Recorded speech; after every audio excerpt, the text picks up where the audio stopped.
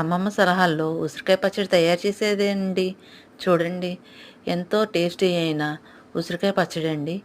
ఉసిరికాయలు కడిగి ఒక 10 నిమిషాలు ఆరబెట్టుకొని శుభ్రంగా తుడుచుకొని ఆరబెట్టుకొని డీప్ ఫ్రై సరిపడా ఆయిల్ పోసి ఉసిరికాయలు వేసుకోండి. ఆ ఉసిరికాయలు అంత డీప్ ఫ్రై కూడా చేసుకోకూడదు, గోల్డ్ కలర్ వచ్చేదాకా.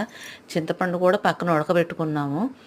అలాగే ఆవు పిండి, మెంతిపిండి, పసుపు, ఉప్పు, చింతపండు పులుసు అన్నీ రెడీ చేసుకొని దాన్ని ఉసిరికాయలు వేసుకుని శుభ్రంగా కలుపుకొని తర్వాత ఒక బకెట్లోకో డబ్బాలోకో స్టోర్ చేసుకోండి.